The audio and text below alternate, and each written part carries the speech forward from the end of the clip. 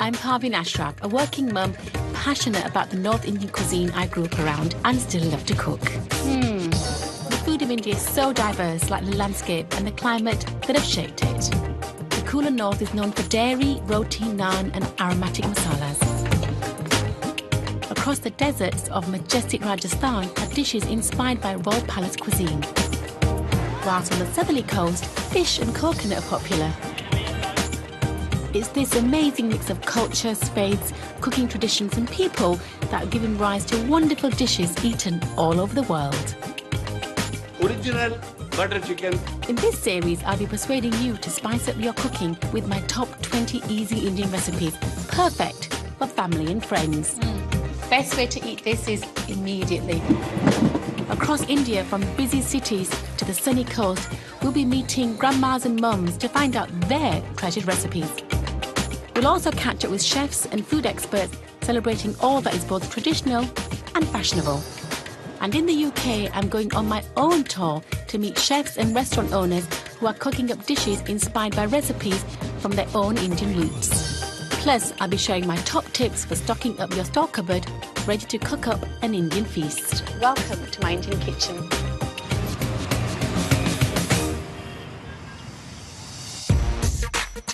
In this show, I'm cooking up one of my favourites, Tarka dal, served with my homemade chapatis. Now, the next part is very important. It's called the Chapati clap. And in the city of Amritsar, situated to the north, we'll be pushing open the doors on great food moments, from an invitation to see behind the scenes at the Golden Temple kitchens, as it feeds thousands of visitors, to the next generation of potential cooks learning about food in a cool cookery class at school. This is a fun class. At an historic family home that's now a hotel, there's a marinated river fish that's been grilled in a tandoor. Mom would be really proud about that. Also, I get a chance to find out why Kolkata dishes found their way onto a restaurant menu. Oh, that's got a kick at the back, hasn't it? In my store cupboard tips, flavourings I just love to have at hand at all times. It's great when you have a tamarind emergency. But before all that, it's time for my mouth-watering version of Tarka dal and chapatis.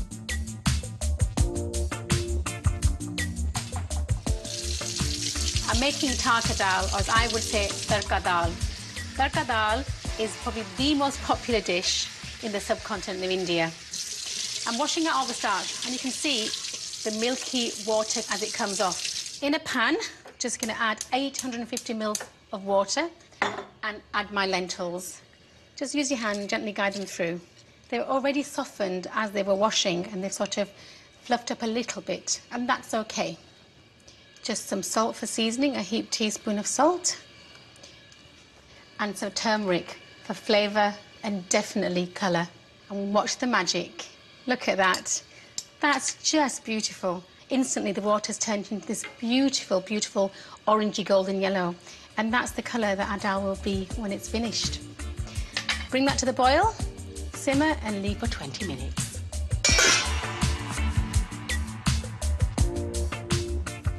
All I've got in my bowl is 450 grams of chapati flour or finely milled whole wheat flour and some water, 350 ml. All I need to do now is mix. Chapatis go with absolutely everything, but for me, a classic combination is a dal and chapatis. That's come together nicely, and that flour has absorbed all that water. My hands are quite sticky. Making bread is a messy business.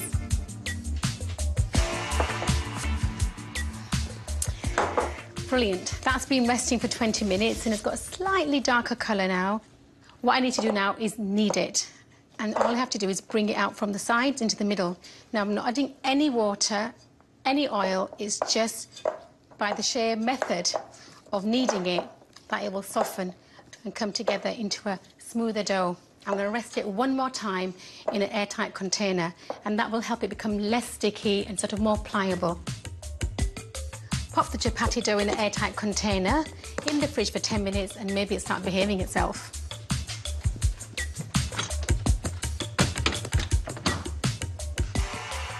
Now time to make my tarka or my tarka, which means just frying off the onions, the ginger and the garlic. So in my pan, I'm going to have 2 tablespoons of oil and then some ghee. I'm using 2 tablespoons of ghee. Ghee is clarified butter. It adds a real depth of flavour to the dal. I'm adding 2 onions, which are thinly sliced, in hot oil, and off they go. Just love that sizzle. I'm not going to caramelise them, I'm just going to brown them off slightly, and that's going to add flavour to my dal. Turn the heat up on high and give them 2 to 3 minutes. Just the right time to add my cumin. I'm going to use whole cumin seeds because as they fry in the oil, they release their flavours, and that's what I'm looking for. So I'm just going to add my ginger and garlic. In it goes together. Garlic, ginger, onions. It's used in so many dishes for Indian cuisine, and the reason it's used so often is because it works so well. Last thing is green chilli. Just going to use 1 fresh green chilli. Pop off the top like that. I'm going to slice it straight into there, and that's going to just give my dal a real mild flavour. I don't want it packing a powerful punch. Remember, this is a buttery dal with lots of garlic and a little bit of chilli to flavour the dal. It's a mild dish. That's my tarka nearly done. I'm ready to bring over my dal and introduce it to its tarka.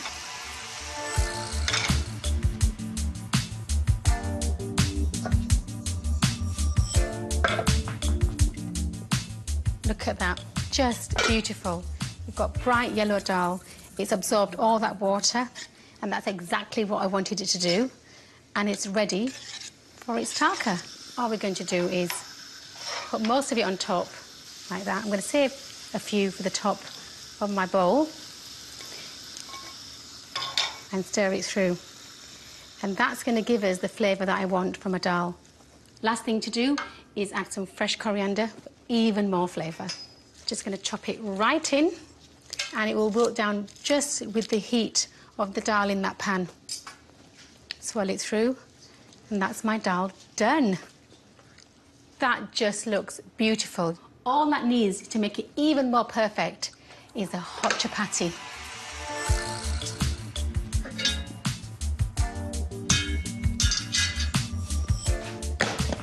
Yes. Let's see if it's behaved. Look at the difference. It's pliable, it's soft, it's smooth, and that's because I've rested it for another 10 minutes. It's worth that second rest. What we need to do is now create a little dough ball, a firm, round ball. So using your hands and your palms, just shape it like this. Push up in the centre, and using your palm, just shape the ball. Turn it over.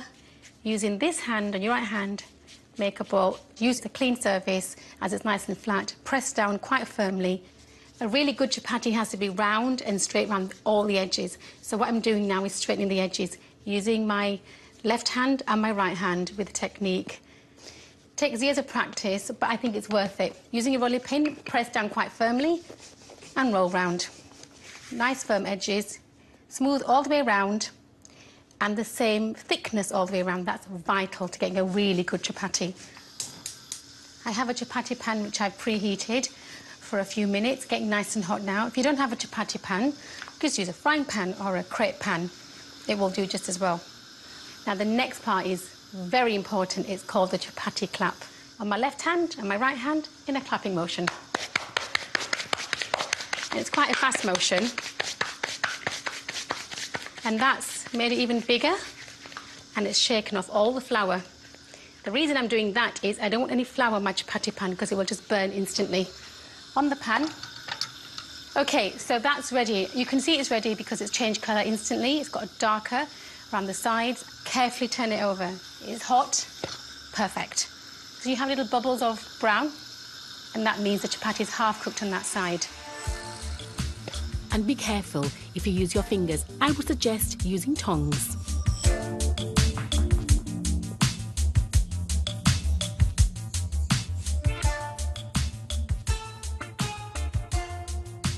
There's only one way to eat chapatis, and that's by tearing. Tear into them, dip it into the dal. Just on the edge here, I'm going to try. Not the creaminess of the dal, the softness of the chapati. You get the ginger, the garlic. This is a perfect Punjabi classic.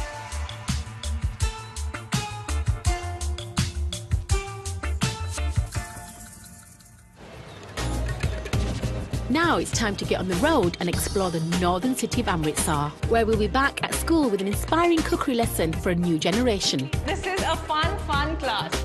And I'll share my pantry tips with some must-have flavourings. It adds just the zing to flavours. And I'm putting peas and mince together with my family midweek favourite, keema aloo matar. That looks good to me. But first, we're in the city of Amritsar. Now, I thought I knew a thing or two about catering for large numbers, having catered many big events and family gatherings in my time. But one place that's a real eye-opener for catering numbers is the community kitchen at Harminder, also known as the Golden Temple in Amritsar,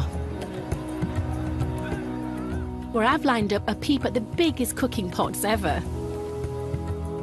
Amritsar is in northwest India.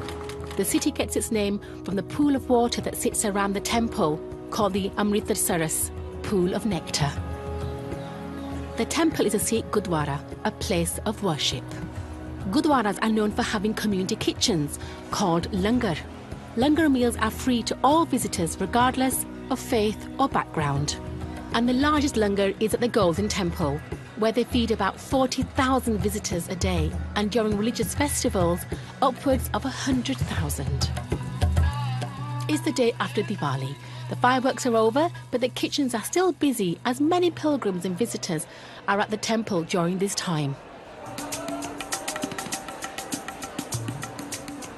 The system is something to marvel at. Although seemingly crowded, there's a calmness in the air. The kitchens are a non-stop operation, 24 hours a day, 7 days a week. It's a beginning-to-end process. The temple itself has a small staff and volunteers who devote their time to seva, or selfless service, to do much of the work. There's a lot of peeling to be done at the beginning, particularly onions and garlic. The menu is vegetarian. For the menu, they cook up dal, a seasonable vegetable dish, also a chickpea curry served with rotis. Kheer, a rice pudding, is served as dessert. It's a complete meal. The dal takes over 2 hours to cook and needs constant stirring to ensure it is cooked to perfection. I've made some dal and curries in my time, but not this much. The meal is served with roti, and to make roti on this scale, over 6,500 kilograms of flour is used per day to make the dough. 25,000 piping hot fresh roti are churned out in just 1 hour. And hot rotis need butter.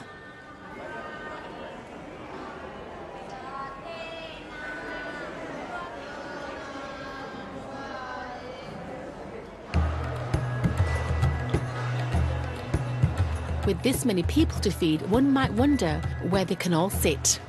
Well, that's in rotation, and each sitting lasts 20 minutes, and 5,000 people can be fed at one time. Just amazing. And there's a little bit of help from modern technology and serving ingenuity, keeping the whole process running smoothly. And when the happy visitors have finished, it's time for a little helping hand with the washing up. And that's when many hands make light work.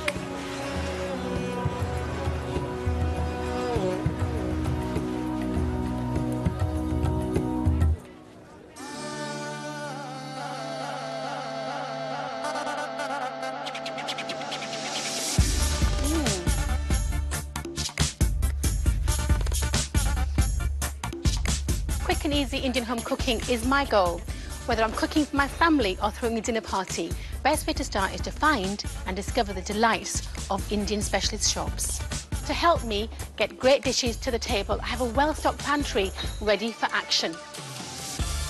Away from the classic spices and heat of Indian food, there's a world to discover. Let me introduce you to 3 flavours I often use from my pantry.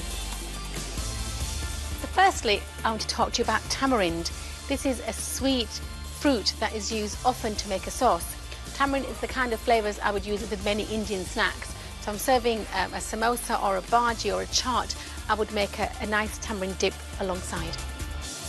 When I've got the time, I'll use the tamarind block, which then you rehydrate by adding water, squeezing out all the flavour from the tamarind fruit to make a sauce. If I don't have time to do that, I'll just use a paste, which I then water down, add some spices. If I don't have time to do that, I'll just use a ready-made sauce. It's great when you have a tamarind emergency. Mango powder, also known as amchur. This is made from powdered, dehydrated, unripened mangoes, because not to be confused with ripe mangoes, which are sweet. This has a certain tartness and a zest, and it adds just a zing to flavours. I use it in starters like bhajis and samosas. Amchur, as they call it in Punjabi, doesn't need much cooking. You can add it at the end or use it as a seasoning. Another flavour I like to use is pomegranate seed powder, called anardana in Punjabi. There's two versions. There's the whole seeds and the powdered seeds, which have been ground down. I find this is best because it's easy. You just sprinkle on top of dishes to add flavour, or you just add it to chutneys and dips. It adds a certain zestness, a tartness that I love. But be warned, it's divine. And I often get accused of being a little bit overindulgent with my dishes when using this powder. So these are three ingredients I'm never without. They add real zest and tartness to the dish. A dollop of this and a splash of that and a sprinkle of the other, and you've got some great flavours. These are a must-have in my pantry.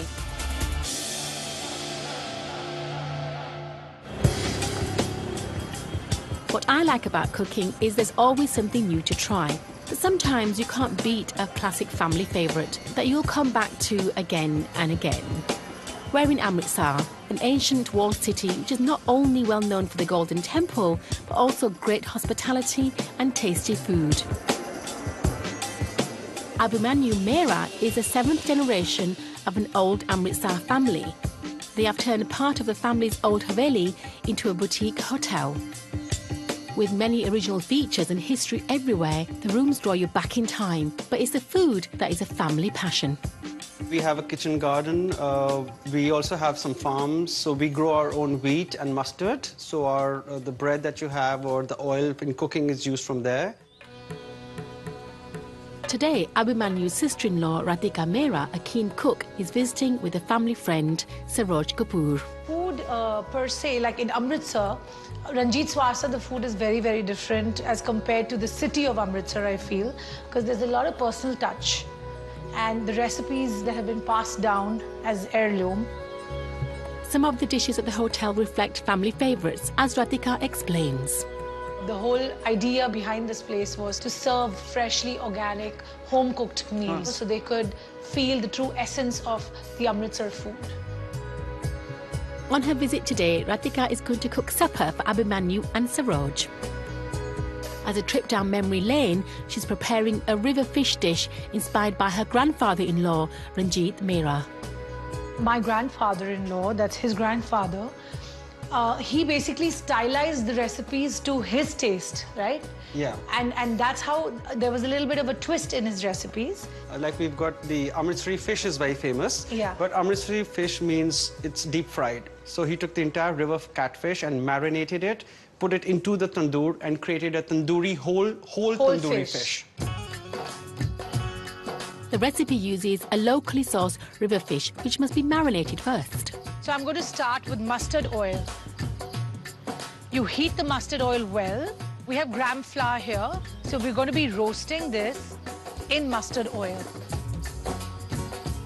This acts like a fine layer on the fish. It gives it a little bit of crunch as well. Chili powder, this is for color. So once this is done, I'm going to leave it aside to cool. So we're going to take hung yogurt here, and hung yogurt is just yogurt, normal homemade yogurt, which is hung overnight. So we could drain the water, like you could see the water here. So I'm going to take 25% of this. I need to whisk it to make it so there are no lumps in it and it becomes really creamy. I'm going to add the gram and the mustard combination that I'd made. So once we've whisked this in, I'm going to add some salt. This is turmeric powder. And then we have coriander. I add a teaspoon of this. And this is cumin, traditional classic flavors. As you see, the color is becoming more towards a brown. I'd like it to be a little more red. So I'm going to add a little bit of chili powder to it. I'm going to add a little oil as well, just to make the mixture a little more greasy. Once this is ready, I'm going to set this aside and we start scoring the fish. This is ginger garlic paste I have here. And I'm going to add some red chili powder again. And then I'm going to use some very little salt so I could rub the salt inside the fish. People in India believe that you don't have fish during the months that don't have an R in it, because they're considered the monsoon months. Yeah, and monsoon months are the time when fish normally breed. The fish is now left to marinate overnight. There's already one done, and Radhika prepares to grill the fish in a tandoor. So people who don't have such big tandoors at home, they use the oven. Cooking with the tandoor is popular all over India. Not far from the hotel on a busy junction in Amritsar is one of the city's tandoor shops. Here, a number of tandoor makers work in mud clay to make these traditional ovens. They are formed by building up layers of clay. The tandoors are typically built into a housing on site. But for those who maybe have a less regular need for the tandoor, they also do a portable version, formed around an oil drum. Popular for wedding feasts and also perfect on the terrace at the Hotel Radhika. As the sun sets, it's time to take a walk down memory lane for Abhimanyu as the fish is served on the terrace for supper. Nice. Looks yum. Well, I'm going to have it with mint chutney and with some onion, which is salted onion. Now, the way we make this onion is you actually peel it and then you go wham! And then you put some salt and then dip it in water and take it out. So it's like a sea salt onion. Damn good with the fish. The tandoor he did? Yeah. Very nice. When my grandfather used to make it, I mean, he's a huge guy. And then the fish would come, the smell, the aroma, the taste, just the same. It's awesome. It's as if he could be sitting right here. Mom would be really proud about that. I'm Paveen Ashraf, and I love cooking simple Indian family dishes, food that anyone can cook at home. Coming up, we're at an inspiring cookery class at a local Amritsar school. We are making ginger halwa. And I'm intrigued to find out why the regional delights of Kolkata are gracing a London menu.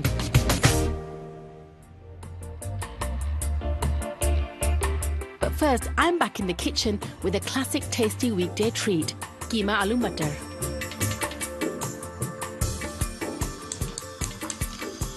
I'm making keema aloo matar, which means mince with peas and potatoes. I've lost count how many times I've actually made this dish. It's my youngest son's favourite dish. He just loves it. So about once a week, I have to make it for him. Starting off with onions, just going to fry those off. And I'm going to make a tomato-based curry sauce in which to cook my mince. Onions are frying nicely now. I'm just going to brown them off a little bit more, but I want to add my whole spices. Just going to add some cinnamon, just half a stick of cinnamon, straight into the pan, sizzle that down, and some cardamom. Cardamom can be used for so many dishes in Indian cuisine. I use it in my sweet dishes and my savoury. I want to release the flavours and give them a bash in my mortar and pestle. No need to get carried away, just give them a bash and that release the seeds, and that's where the flavour comes from, in the hot pan, and let them sizzle away. That's my whole spices. Red meat needs lots of flavour, and I'm going to use fresh ginger and fresh garlic. In goes my garlic, fry that off, and the minute it fries, just smells absolutely delicious. Now I'm just going to add fresh ginger. I'm just going to grate it straight into the pan, just about ½ an inch to an inch. If you like it really gingery, add more. If you like it less, add less. Makes sense? Just cook that through for about a minute. Don't really need any longer than a minute because garlic cooks really, really quickly. I'm going to add my dry spices now. This is my little spice box. For this recipe, I'm going to use a teaspoon of coriander seed powder. That's like a lemony, slightly gingery flavour. 3 teaspoons of garam masala. That may seem a lot, but it's not. A red meat can take all that spice. And then 1/4 teaspoon of turmeric and a teaspoon of chili powder. All I need now is to add my salt. You do need salt to bring out the taste of the chili. Stir it, and that onion needs a few seconds for the spices to fry. Add a tin of tomatoes. Now, I personally do like to use tin tomatoes. I think it adds to the sauce, and in 5 minutes we can have the most amazing tomato-based curry sauce in which to cook our keema. And you can see little bubbles of oil happily, facely bubbling away, and that's exactly what I want.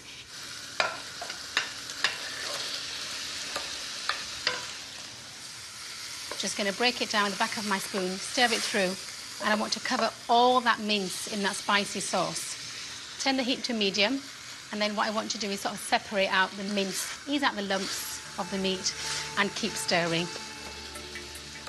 The onions are broken down, as are the tomatoes, and there's moisture coming out from the meat, and it's created a kind of liquid.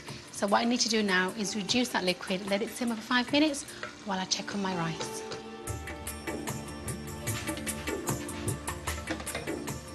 That looks perfect. I think that's done. I'm just going to check. Take a grain and just mince it in your fingers like that. And if it's slightly al dente, and that's how I can tell. Another 5 minutes, and that'll be done.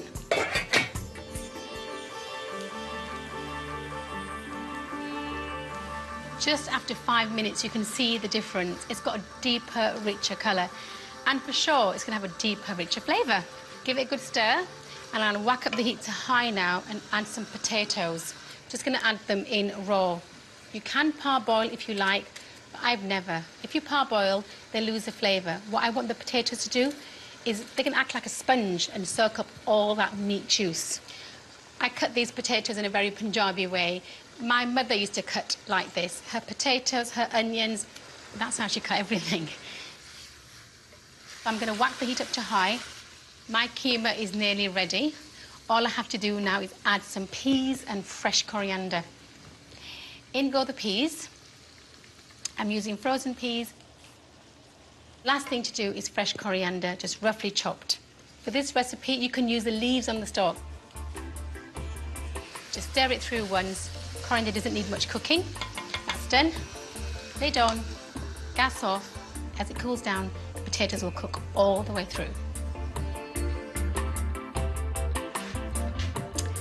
That's perfectly cooked long-grain basmati rice.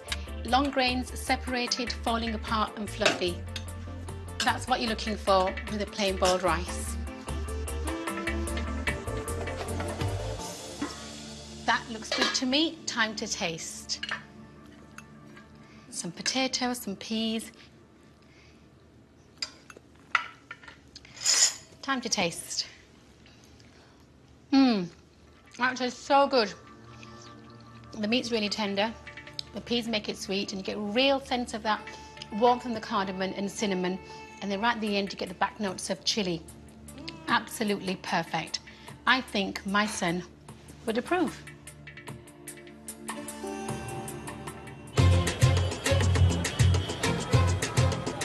One of the best things I like about cooking is teaching other people how to make something tasty for themselves. Back in Amritsar, Gayatri Peshwaria, a cook and food educator, is running masterclasses for a new generation of young cooks through her company Gayatri's Gourmet. She's proving that learning about healthy eating can be fun. This is a fun class.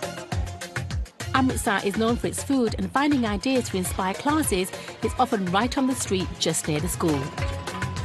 Like a machine that extracts juice from sugarcane to make a refreshing drink, to another stall which is famous for ambapar. Ambapar is dried mango used for delicious treats all year round, and it comes in many different flavours. Thank you, Ji. Thank you. This plate for me represents a lot of things. It represents the 5 flavors: sweet, sour, salty, bitter, umami, everything on one plate. It's a wholesome mini meal. I would have it, between lunch and dinner ideally. Firstly, it's sugar and mango paste. So the sugar helps to preserve the mango paste. And then it's pounded by hands, right? It's pounded so much that it looks like leather. But for me, it's this emotion. Like every time I would have this, and you watch me, I'll have the same reaction always. That's the sound you get when you taste something like this. This has been a really inspiring plate of snacks for me. That's the whole ethos of Masterclass. We like to take something local, something which the children love, something they've been brought up with, and sort of remove the unhealthy elements of that and create something healthy and delicious and wholesome so that the children get health benefits from it and also enjoy that food. So what is the key ingredient of gud ka halwa? Jaggery. Jaggery. And where does jaggery come from? Sugarcane. Sugarcane. And where does sugarcane grow? Punjab. Punjab. Is it yummy? Yes, ma'am. Okay, so when you keep reducing sugarcane juice, it becomes like this caramelish jaggery. Cool. Armed with new sugary facts, it's time to cook. Okay, so what's our recipe for today? It's gud ka halwa. And what's good? Jaggery. Jaggery. And what's halwa? A Traditional Indian dessert, right? First, a chance to choose their own recipes. So we are making pumpkin halwa and a mawa cake. We are making ginger halwa. Yes, I know it sounds a little bit, but yeah, it will be, let's see. Like, I think that it will be very good in taste. So first of all, we are making a quinoa with rose water halwa, and for second halwa, we are making an apple halwa with coconut and nuts. One idea Gayatri teaches the children is that a keen interest in food can offer many career choices, from chef to blogger, maybe even a TV presenter. Ma'am, I also watch MasterChef and I want to be a chef. We all get to learn something new, and whatever we cook here, it's really healthy. I also don't like pumpkin, so right now I'm cooking and I'm thinking like really from cooking pumpkin, which I don't like at all. You're gonna like everything that we're making. With a plethora of cooking books available and endless cooking shows on telly, these little budding chefs know how to build up their game. Okay guys, we're going to be done almost. You have to ensure that your pumpkin cooks completely. Team 1, you need to rush up. Oh my god, so it has testing my patience, guys. Get that washed, please. 5 minutes. Please present your food on the board. 4 spoons on the right side. Presentation is everything. Kids, hurry up. You need to rush up. Come on. When time is called, there can only be one judge, the principal, Dr. Sharma. That's good. I can feel the rind in it. Very good. Everyone has done very well. And what is this on top? Melon cashew nuts. And these are also supposed to be very healthy. Very tasty. Thank you. Very nicely made. And we have prepared a pumpkin halwa and a mawa cake. I'm lucky, you know. It has got more water, you know. You can make it a little more drier. It's very good. Taste is very nice. Thank you, ma'am. I'm very proud of them, and proudest of the teacher. She was also our student. But in this class, everyone's a winner. Very good. Great. Thank you.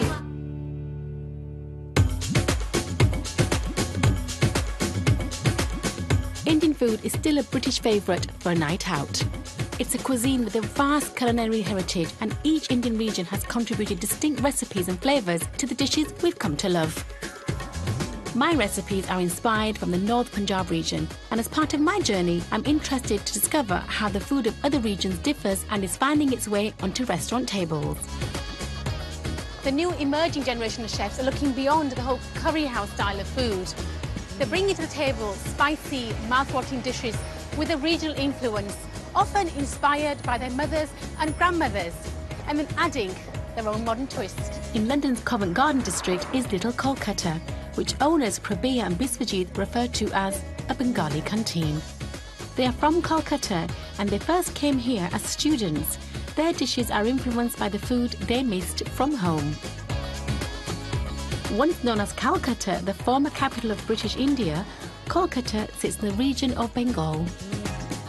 As a large river port, it has a rich history around a lively merchant trade that's influenced the cuisine, along with the great rivers.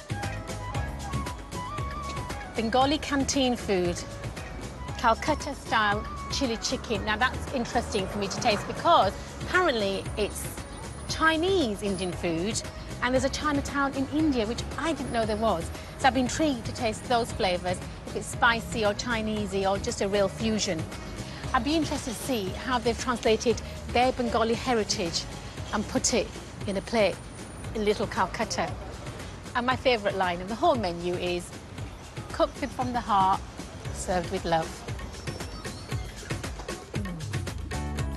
To get a first insight into the region's food, Prabir has selected some dishes to show me. That is an Indo-Chinese dish. It's the chili chicken, typical Calcutta style. It comes from a place called Tangra. Tangra? In Calcutta. Now, that is our Chinatown.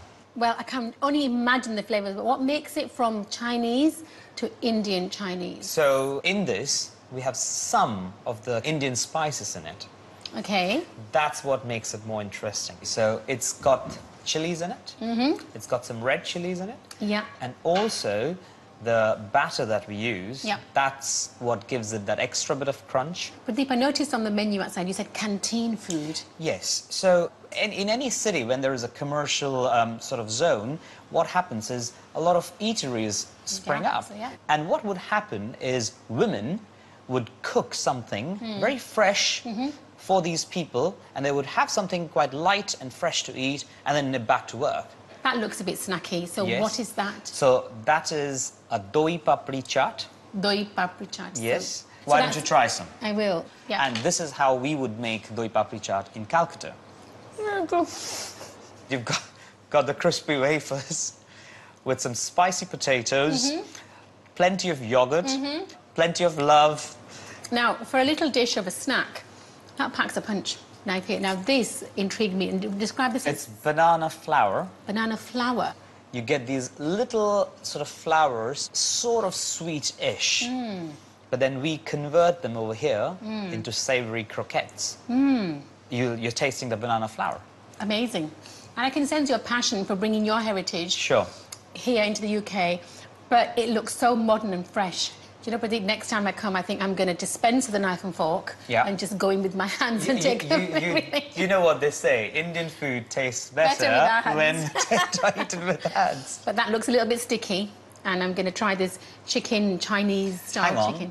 Why don't I give you the recipe? Yeah. Do you want to cook it with me?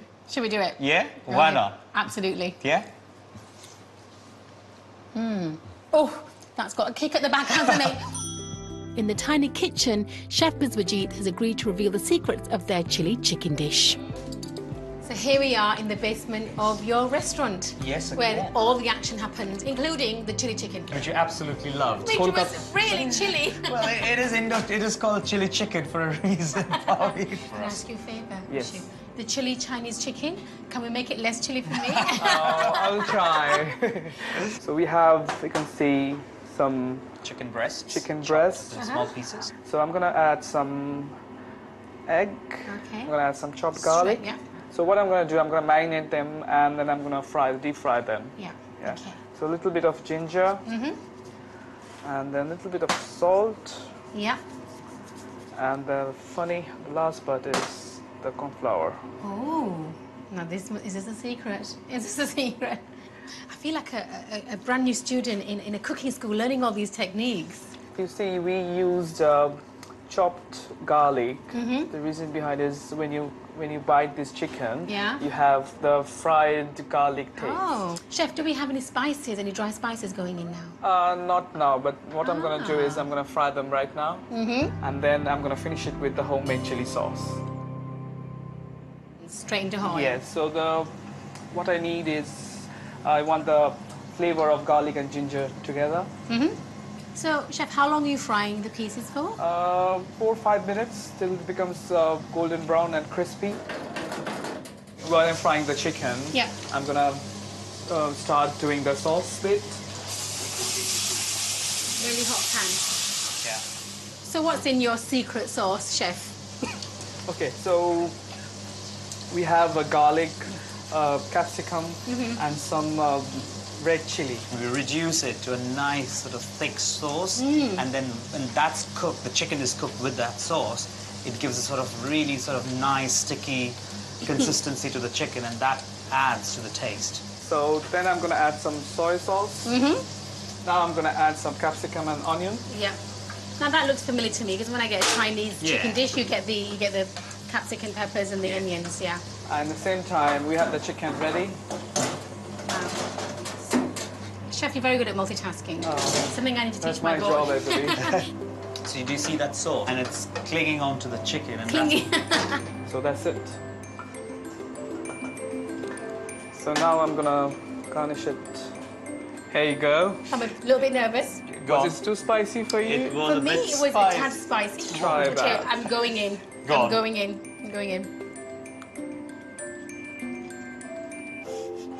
It's still quite spicy. It is still quite spicy. Actually, no. Chef, I can't really tell which flavours are where. They've all married together really beautifully. Yes. So it's a fusion food. Classic. It's classic. I love this food so much, I think I'm just going to get in bed and moving upstairs.